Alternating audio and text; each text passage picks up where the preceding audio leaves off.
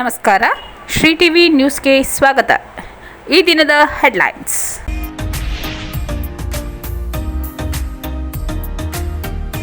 ಬಾಲ್ಯ ವಿವಾಹ ಮುಕ್ತ ಜಿಲ್ಲೆಯನ್ನಾಗಿಸುವ ಸಂಕಲ್ಪದೊಂದಿಗೆ ನಗರದಲ್ಲಿ ಗಮನ ಸೆಳೆದ ಬೃಹತ್ ವಾಕ್ಥಾನ್.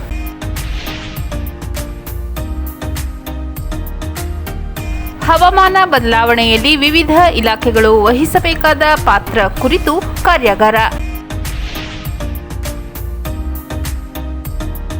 ಸುಗಮ ಯಾತ್ರಾ ಸಮೀಕ್ಷೆ ಜಾಥಾಗೆ ನಗರದಲ್ಲಿ ಜಿಲ್ಲಾ ಪಂಚಾಯತ್ ಸಿಇಒ ಮೋನಾರೋ ಚಾಲನೆ.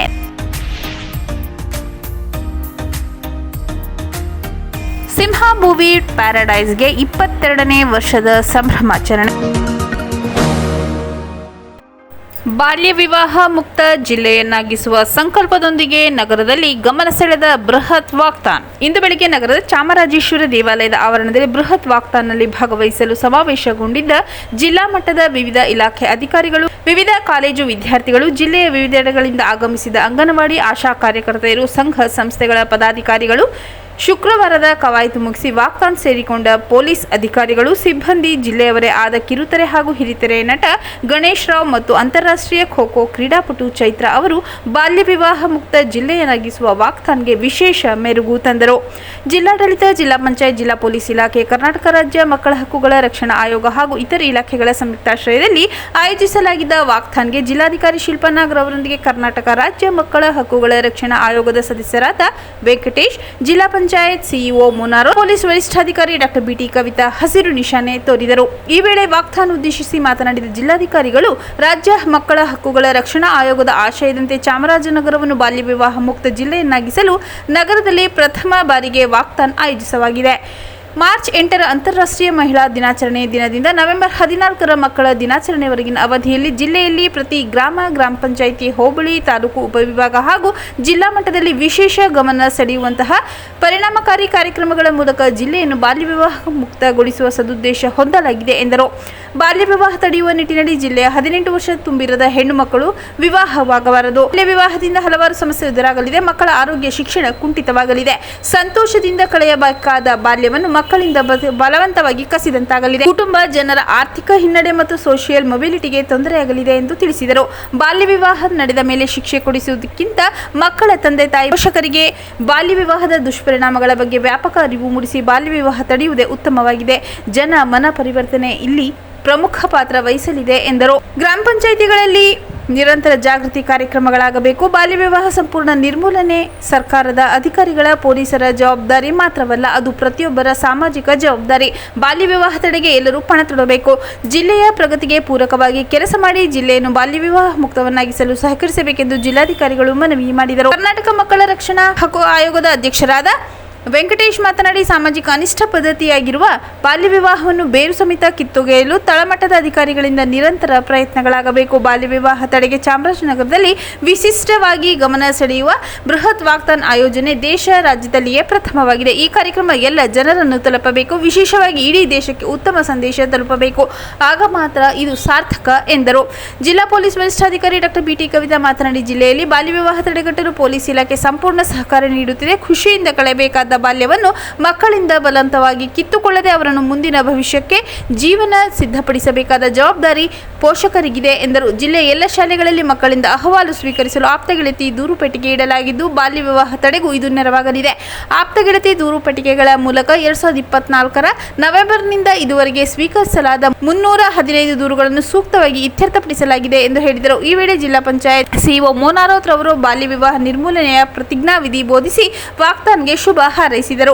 ಚಾಮರಾಜೇಶ್ವರ ದೇವಾಲಯದಿಂದ ಆರಂಭವಾದ ಬೃಹತ್ ಜನಜಾಗೃತಿ ವಾಕ್ಥಾನ್ನಲ್ಲಿ ಜಿಲ್ಲಾಧಿಕಾರಿ ಶಿಲ್ಪಾ ನಾಗ್ ಸೇರಿದಂತೆ ಎಲ್ಲ ಗಣ್ಯರು ಪಟ್ಟಣದ ಪ್ರಮುಖ ರಸ್ತೆಗಳಲ್ಲಿ ಉತ್ಸಾಹದಿಂದ ಸಾಗಿದರು. ಬಳಿಕ ಭುವನೇಶ್ವರಿ ವೃತ್ತದಲ್ಲಿ ಮಾನವ ಸರಪಳಿ ರಚಿಸಿ ಬಾಲ್ಯ ವಿವಾಹ ನಿರ್ಮೂಲನೆ ಘೋಷವಾಕ್ಯಗಳನ್ನು ಮೊಳಗಿಸಿ ಜಾಗೃತಿ ಮೂಡಿಸಿದರು. ನಗರ ಪ್ರವಾಸಿ ಮಂದಿರದಲ್ಲಿ ವಾಕ್ಥಾನ್ ಮುಕ್ತಾಯಗೊಂಡಿತು. ಹವಾಮಾನ ಬದಲಾವಣೆಯಲ್ಲಿ ವಿವಿಧ ಇಲಾಖೆಗಳು ವಹಿಸಬೇಕಾದ ಪಾತ್ರ ಕುರಿತು ಕಾರ್ಯಾಗಾರ. ನಗರದ ಜಿಲ್ಲಾ ಪಂಚಾಯತ್ ಕೆಡಿಪಿ ಸಭಾಂಗಣದಲ್ಲಿಂದು ಹವಾಮಾನ ಬದಲಾವಣೆಯಲ್ಲಿ ವಿವಿಧ ಇಲಾಖೆಗಳು ವಹಿಸಬೇಕಾದ ಪಾತ್ರದ ಕುರಿತು ಕಾರ್ಯಾಗಾರ ಹಮ್ಮಿಕೊಳ್ಳಲಾಗಿತ್ತು. ಕಾರ್ಯಾಗಾರವನ್ನು ಉದ್ದೇಶಿಸಿ ಮಾತನಾಡಿದ ಜಿಲ್ಲಾ ಪಂಚಾಯತ್ ಸಿಇಒ ಮೋನಾ ರೋತ್ ರವರು ತರಬೇತಿಯನ್ನು ಆಯೋಜಿಸಿದ್ದು ಸಂತಸ ತಂದಿದೆ. ಎಲ್ಲ ಇಲಾಖೆ ಅಧಿಕಾರಿ ಸಿಬ್ಬಂದಿಗಳು ತರಬೇತಿಯ ಸದುಪಯೋಗಪಡಿಸಿಕೊಂಡು ತಮ್ಮ ಇಲಾಖಾ ಹಂತದಲ್ಲಿ ಕ್ರಿಯಾ ಯೋಜನೆ ಸಿದ್ಧಪಡಿಸಿ ಅನುಷ್ಠಾನಗೊಳಿಸುವಂತೆ ಸಲಹೆ ನೀಡಿದರು.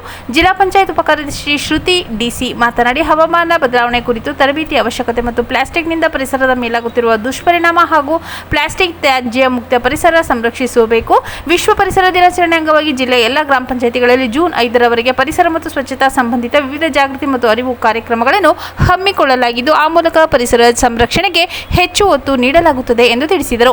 ತರಬೇತಿ ಮುಖ್ಯಸ್ಥರಾದ ಎಂಎಚ್ ಲತಾ ಅವರು ಸಂಪನ್ಮೂಲ ವ್ಯಕ್ತಿಗಳಾಗಿ ಭಾಗವಹಿಸಿ ಹವಾಮಾನ ಬದಲಾವಣೆಯ ಮುಖ್ಯ ಅಂಶ ತಿಳಿಸಿ ಹವಾಮಾನ ಬದಲಾವಣೆ ಕರ್ನಾಟಕ ರಾಜ್ಯ ಯೋಜನೆ ಕುರಿತು ಸುದೀರ್ಘ ವಿವರಣೆ ನೀಡಿದರು ಹಾಗೂ ಕಾರ್ಯನೀತಿ ಕಾರ್ಯತಂತ್ರ ಮತ್ತು ವಿವಿಧ ಇಲಾಖೆಗಳ ಕರ್ತವ್ಯ ವಿವರಿಸಿದರು. ಜೆಎಸ್ಎಸ್ ಉನ್ನತ ಶಿಕ್ಷಣ ಸಂಸ್ಥೆ ಪರಿಸರ ವಿಭಾಗದ ಮುಖ್ಯಸ್ಥರು ಹಾಗೂ ಸಂಪನ್ಮೂಲ ವ್ಯಕ್ತಿ ಡಾಕ್ಟರ್ ಶಿವರಾಜ್ ಅವರು ಮಾತನಾಡಿ ಜಾಗತಿಕ ಹವಾಮಾನದ ಬಗ್ಗೆ ಮತ್ತು ಸ್ಥಳೀಯ ಸ್ಥಿತಿಗತಿಯ ಬಗ್ಗೆ ಪ್ರಕರಣ ಅಧ್ಯಯನದ ಉದಾಹರಣೆಗಳೊಂದಿಗೆ ಶಿಬಿರಾರ್ಥಿಗಳಿಗೆ ತಿಳಿಸಿದರು. ಜಿಲ್ಲಾ ಪಂಚಾಯತ್ ಮುಖ್ಯ ಯೋಜನಾಧಿಕಾರಿ ದೀಪಾ, ಸಂಪನ್ಮೂಲ ವ್ಯಕ್ತಿ doctor Saritha Boya, NRDMS project associate C Karthik, ವಿವಿಧ ಇಲಾಖೆ ಜಿಲ್ಲಾ ಮಟ್ಟದ ಅಧಿಕಾರಿಗಳು ಕಾರ್ಯಾಗಾರದಲ್ಲಿ ಉಪಸ್ಥಿತರಿದ್ದರು. ಸುಗಮ ಯಾತ್ರಾ ಸಮೀಕ್ಷೆ ಜಾಥಾಗೆ ನಗರದಲ್ಲಿ ಜಿಲ್ಲಾ ಪಂಚಾಯತ್ ಸಿಇಒ ಮೋನಾ ರೋತ್ ಚಾಲನೆ. ನಗರದ ಜಿಲ್ಲಾಡಳಿತ ಭವನದ ಮುಂಭಾಗದಲ್ಲಿ ಜಿಲ್ಲಾಡಳಿತ, ಜಿಲ್ಲಾ ಪಂಚಾಯತ್ ಮಹಿಳಾ ಮತ್ತು ಮಕ್ಕಳ ಅಭಿವೃದ್ಧಿ ಇಲಾಖೆ, ವಿಕಲಚೇತನರ ಹಾಗೂ ಹಿರಿಯ ನಾಗರಿಕರ ಸಬಲೀಕರಣ ಇಲಾಖೆ, ಜಿಲ್ಲಾ ವಿಕಲಚೇತನರ ಪುನರ್ವಸತಿ ಕೇಂದ್ರ ಹಾಗೂ ವಿಕಲಚೇತನರ ಶ್ರೇಯೋಭಿವೃದ್ಧಿಗಾಗಿ ದುಡಿಯುತ್ತಿರುವ ಸ್ವಯಂ ಸೇವಾ ಸಂಸ್ಥೆಗಳ ಸಂಯುಕ್ತಾಶ್ರಯದಲ್ಲಿ ಸುಗಮ್ಯ ಯಾತ್ರೆಯ ಪ್ರತಿ ಹೆಜ್ಜೆ ಸಮಾನತೆಯ ಕಡೆಗೆ ಘೋಷವಾಕ್ಯದಡಿ ಹಮ್ಮಿಕೊಳ್ಳಲಾಗಿದ್ದ ಸಮೀಕ್ಷೆ ಹಾಗೂ ಜಾಥಾಗೆ ಜಿಲ್ಲಾ ಪಂಚಾಯತ್ ಸಿಇಒ ಮೋನಾ ರೋತ್ ಹಸಿರು ನಿಶಾನೆ ತೋರಿದರು. ಈ ವೇಳೆ ಮಾತನಾಡಿದ ಅವರು, ವಿಶೇಷಚೇತನ ವ್ಯಕ್ತಿಗಳ ಹಕ್ಕುಗಳನ್ನು ಸಂರಕ್ಷಿಸಿ ಅವರನ್ನು ಸಮಾಜದ ಮುಖ್ಯವಾಹಿನಿಗೆ ತರುವ ಸಲುವಾಗಿ ಸರ್ಕಾರ ಅಂಗವಿಕಲ ವ್ಯಕ್ತಿಗಳ ಹಕ್ಕುಗಳ ಅಧಿನಿಯಮ 2016 ಜಾರಿಗೊಳಿಸಿದೆ. ಅದರನ್ವಯ ಸರ್ಕಾರಿ ಕಚೇರಿ, ಎಲ್ಲ ಸಾರ್ವಜನಿಕ ಸ್ಥಳಗಳಲ್ಲಿ ವಿಶೇಷಚೇತನರಿಗೆ ಅವಶ್ಯವಿರುವ ಮೂಲ ಸೌಲಭ್ಯ ಒದಗಿಸಿ ಅಡೆತಡೆ ರಹಿತ ವಾತಾವರಣ ನಿರ್ಮಿಸುವುದು ನಮ್ಮೆಲ್ಲರ ಜವಾಬ್ದಾರಿ ಎಂದರು. ಸರ್ಕಾರಿ ಹಾಗೂ ಸಾರ್ವಜನಿಕ ಸ್ಥಳಗಳಲ್ಲಿ ರ್ಯಾಂಪ್ ವ್ಯವಸ್ಥೆ, ಮನರಂಜನೆ ಸ್ಥಳ, ಉದ್ಯಾನವನ, ಗ್ರಂಥಾಲಯ, ಮಾರುಕಟ್ಟೆ, ಪ್ರವಾಸಿ ತಾಣ, ಸಾರ್ವಜನಿಕ ಶೌಚಾಲಯ ಸೇರಿದಂತೆ ಇತರ ಸ್ಥಳಗಳಲ್ಲಿ ವಿಶೇಷಚೇತನರಿಗೆ ಮೂಲ ಸೌಲಭ್ಯ ಸಮರ್ಪಕವಾಗಿ ಒದಗಿಸಿ ಯಾವುದೇ ಅಡೆತಡೆ ರಹಿತ ವಾತಾವರಣ ಸೃಷ್ಟಿಸಿ ಅನುಕೂಲ ಮಾಡಿಕೊಡಬೇಕಾಗಿದೆ. ಈ ಸಂಬಂಧ ಭಾರತ ಸರ್ಕಾರ, ಎಂಎಸ್ಜೆ ಮತ್ತು ಈ ಮಂತ್ರಾಲಯವು ಸುಗಮ್ಯ ಯಾತ್ರಾ ಅಭಿಯಾನದಲ್ಲಿ ಸಾರ್ವಜನಿಕರಿಗೆ ಅರಿವು ಮೂಡಿಸುವ ಕಾರ್ಯಕ್ರಮ ಹಮ್ಮಿಕೊಂಡಿದೆ ಎಂದು ಜಿಲ್ಲಾ ಪಂಚಾಯತ್ ಸಿಇಒ ಮೋನಾ ರೋತ್ ತಿಳಿಸಿದರು. ಜಿಲ್ಲಾ ವಿಕಲಚೇತನ ಕಲ್ಯಾಣ ಅಧಿಕಾರಿ ಮೀನಾಕ್ಷಿ ಅವರು ವಿಶೇಷಚೇತನರಿಗೆ ಮೂಲಸೌಕರ್ಯ ಒದಗಿಸಿ ಸರ್ಕಾರಿ ಕಚೇರಿ, ಸಾರ್ವಜನಿಕ ಸ್ಥಳಗಳನ್ನು ವಿಕಲಚೇತನ ವ್ಯಕ್ತಿಗಳ ಸ್ನೇಹಮಯಿ ವ್ಯವಸ್ಥೆಯನ್ನಾಗಿ ರೂಪಿಸುವ ಬಗ್ಗೆ ಗ್ರಾಮೀಣ ಹಾಗೂ ನಗರ ಪುನರ್ವಸತಿ ಕಾರ್ಯಕರ್ತರಿಂದ ಮಾಹಿತಿ ಕ್ರೋಢೀಕರಿಸಲು ಸಮೀಕ್ಷೆಯನ್ನು ಇಂದಿನಿಂದ ಹಮ್ಮಿಕೊಳ್ಳಲಾಗಿದೆ. ಸರ್ಕಾರ ಬೆಂಗಳೂರಿನ ಎಪಿಡಿ ಸಂಸ್ಥೆಯೊಂದಿಗೆ ಒಡಂಬಡಿಕೆ ಮಾಡಿಕೊಂಡಿದ್ದು, ಮಾಹಿತಿ ಸಂಗ್ರಹಣೆ ಬಗ್ಗೆ ಸಂಸ್ಥೆಯು ವಿಆರ್ಡಬ್ಲ್ಯೂ, ಎಂಆರ್ಡಬ್ಲ್ಯೂ ಪುನರ್ವಸತಿ ಕಾರ್ಯಕರ್ತರಿಗೆ ತರಬೇತಿ ನೀಡಲಿದೆ. ಇದಕ್ಕಾಗಿ ಎಸ್ ಟು ಆಕ್ಸೆಸ್ ಆ್ಯಪ್ ಅನ್ನು ಸಹ ಸಂಸ್ಥೆ ಸಿದ್ಧಪಡಿಸಿದೆ ಎಂದರು. ಈ ಸಂದರ್ಭದಲ್ಲಿ ಮಹಿಳಾ ಮತ್ತು ಮಕ್ಕಳ ಅಭಿವೃದ್ಧಿ ಇಲಾಖೆಯ ಉಪನಿರ್ದೇಶಕ ಮಂಜುನಾಥ್, ಯುವ ಸಬಲೀಕರಣ ಮತ್ತು ಕ್ರೀಡಾ ಇಲಾಖೆ ಸಹಾಯಕ ನಿರ್ದೇಶಕ ಕೆ ಸುರೇಶ್, ವಿಆರ್ಡಬ್ಲ್ಯೂ, ಎಂಆರ್ಡಬ್ಲ್ಯೂ ಪುನರ್ವಸತಿ ಕೇಂದ್ರದ ಕಾರ್ಯಕರ್ತರು ಹಾಜರಿದ್ದರು. ಜಾಥಾ ಬಳಿಕ ನಗರದ ತಾಲೂಕು ಪಂಚಾಯತ್ ಸಾಮರ್ಥ್ಯ ಸೌಧದಲ್ಲಿರುವ ಸಭಾಂಗಣದಲ್ಲಿ ಸರ್ಕಾರಿ ಕಚೇರಿಯ ಎಲ್ಲ ಸಾರ್ವಜನಿಕ ಸ್ಥಳಗಳನ್ನು ವಿಕಲಚೇತನ ವ್ಯಕ್ತಿಗಳ ಸ್ನೇಹಮಯಿ ವ್ಯವಸ್ಥೆಯಾಗಿ ರೂಪಿಸುವ ಬಗ್ಗೆ ಮಾಹಿತಿ ಸಂಗ್ರಹಿಸುವ ಕುರಿತು ಗ್ರಾಮೀಣ ಮತ್ತು ನಗರ ಪುನರ್ವಸತಿ ಕಾರ್ಯಕರ್ತರಿಗೆ ತರಬೇತಿ ನಡೆಯಿತು. ಸಿಂಹ ಮೂವಿ ಪ್ಯಾರಡೈಸ್ಗೆ 22ನೇ ವರ್ಷದ ಸಂಭ್ರಮಾಚರಣೆ. ಲಕ್ಷ್ಮೀ ನರಸಿಂಹಸ್ವಾಮಿ ಭಾವಚಿತ್ರಕ್ಕೆ ಪುಷ್ಪಾರ್ಚನೆ ಮತ್ತು ಜ್ಯೋತಿ ಬೆಳಗಿಸಿ ಮಾತನಾಡಿದ ಚಿತ್ರಮಂದಿರದ ಮಾಲೀಕರಾದ ಎ ಜಯಸಿಂಹ ಅವರು, ಚಾಮರಾಜನಗರ ಜಿಲ್ಲೆಯ ಕಳಶಪ್ರಾಯರಾಗಿದ್ದ ಡಾಕ್ಟರ್ ರಾಜ್ಕುಮಾರ್ ಮತ್ತು ಡಾಕ್ಟರ್ ಪಾರ್ವತಮ್ಮ ರಾಜ್ಕುಮಾರ್ ಅವರು ಕನ್ನಡ ಚಿತ್ರರಂಗದ ಆಧಾರ ಸ್ತಂಭ. ಅವರನ್ನು ಇಡೀ ಭಾರತ ದೇಶವೇ ಗೌರವದಿಂದ ಕಾಣುತ್ತದೆ. ಚಾಮರಾಜನಗರ ಜಿಲ್ಲೆಯ ಕಲೆಗೆ ತವರೂರು ಎಂದು ಹೇಳಿದರು. ಇತ್ತೀಚಿನ ದಿನದಲ್ಲಿ ಚಿತ್ರಮಂದಿರಗಳನ್ನು ನಡೆಸುವುದೇ ಕಷ್ಟ. ಡಾಕ್ಟರ್ ರಾಜ್ಕುಮಾರ್ ಹಾಗೂ ಡಾಕ್ಟರ್ ವಿಷ್ಣುವರ್ಧನ್, ಅಂಬರೀಶ್ ನಂತರ ಕನ್ನಡ ಚಿತ್ರರಂಗದಲ್ಲಿ ಉತ್ತಮ ಚಿತ್ರ ಕಾಣುವುದೇ ಕಷ್ಟ. ಜನರಿಗೆ ಮೊಬೈಲ್ಗಳಲ್ಲಿ ಚಿತ್ರ ವೀಕ್ಷಿಸುವುದೇ ಹವ್ಯಾಸವಾಗಿದೆ. ಹೊಸ ಚಿತ್ರಗಳಿಗೆ ನಿರ್ಮಾಪಕರು ಕೋಟಿ ಬಂಡವಾಳ ಹಾಕಿ ತೆಗೆದ ಚಿತ್ರಗಳಿಗೆ ಪ್ರೇಕ್ಷಕರಿಲ್ಲದೆ ಚಿತ್ರಮಂದಿರ ನಷ್ಟ ಅನುಭವಿಸುತ್ತಾ ಶಾಶ್ವತವಾಗಿದೆ, ಮುಚ್ಚುವ ಹಂತಕ್ಕೆ ಬಂದಿದೆ ಎಂದರು. ಚಾಮರಾಜನಗರ ಸಿಂಹ ಮೂವಿ ಪ್ಯಾರಡೈಸ್ಗೆ 22 ವರ್ಷದ ಸಂಭ್ರಮಕ್ಕೆ ಕಾರಣಕರ್ತರುಗಳು ಜಿಲ್ಲೆಯ ಸಹೃದಯ ಅತ್ಯುತ್ತಮ ಪ್ರೇಕ್ಷಕ ಪ್ರಭುಗಳು ಹಾಗೂ ಅವರೆಲ್ಲರೂ ಕೊಟ್ಟ ಬಿರುದು ಜಿಲ್ಲೆಯಲ್ಲಿಯೇ ಸಿಂಹ ಚಿತ್ರಮಂದಿರದ ಸ್ವಚ್ಛತೆಯಿಂದ ಕೂಡಿದ ಅತ್ಯುತ್ತಮ ಚಿತ್ರಮಂದಿರ ಎಂಬ ಹೆಗ್ಗಳಿಕೆಗೆ ಪಾತ್ರವಾಗಿದೆ. ಈ ಚಿತ್ರಮಂದಿರಕ್ಕೆ ಡಾಕ್ಟರ್ ರಾಜ್ಕುಮಾರ್ ಕುಟುಂಬ ವರ್ಗ ಸೇರಿದಂತೆ ಹಿರಿಯ ನಟರು ಬಂದು ಸಂತೋಷ ವ್ಯಕ್ತಪಡಿಸಿದ್ದಾರೆಂದರು. ಸಿಂಹ ಮೂವಿ ಪ್ಯಾರಡೈಸ್ಗೆ 22ನೇ ವರ್ಷದ ಸರಳ ಸಂಭ್ರಮ ಆಚರಣೆ ಅಂಗವಾಗಿ ಉಚಿತವಾಗಿ ಪುನೀತ್ ರಾಜ್ಕುಮಾರ್ ಅಭಿನಯದ ಅಪ್ಪು ಚಲನಚಿತ್ರ ಪ್ರದರ್ಶನವನ್ನು ಉಚಿತವಾಗಿ ಸಾರ್ವಜನಿಕರಿಗೆ ಪ್ರದರ್ಶಿಸಲಾಯಿತು. ಈ ಸಂದರ್ಭದಲ್ಲಿ ಅಜಿತ್ ಕುಮಾರ್ ಸಿಂಹ ಕಾರ್ಯಕ್ರಮದಲ್ಲಿ ಚಾಮರಾಜೇಶ್ವರಿ ದೇವಸ್ಥಾನದ ಅರ್ಚಕ ರಾಮಕೃಷ್ಣ ಭಾರದ್ವಾಜ್ ಅವರನ್ನು ಗೌರವಿಸಲಾಯಿತು. ಸಾರ್ವಜನಿಕರು ಪುನೀತ್ ರಾಜ್ಕುಮಾರ್ ಅವರ ಅಪ್ಪು ಚಿತ್ರವನ್ನು ಉಚಿತವಾಗಿ ವೀಕ್ಷಿಸಿದರು. ಮತ್ತೊಮ್ಮೆ ಮುಖ್ಯಾಂಶಗಳು.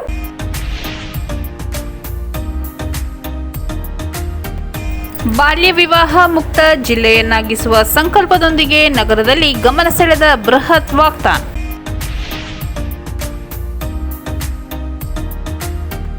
ಹವಾಮಾನ ಬದಲಾವಣೆಯಲ್ಲಿ ವಿವಿಧ ಇಲಾಖೆಗಳು ವಹಿಸಬೇಕಾದ ಪಾತ್ರ ಕುರಿತು ಕಾರ್ಯಾಗಾರ. ಸುಗಮ ಯಾತ್ರಾ ಸಮೀಕ್ಷೆ ಜಾಥಾಗೆ ನಗರದಲ್ಲಿ ಜಿಲ್ಲಾ ಪಂಚಾಯತ್ ಸಿಇಒ ಮೋರಾರೋ ಚಾಲನೆ.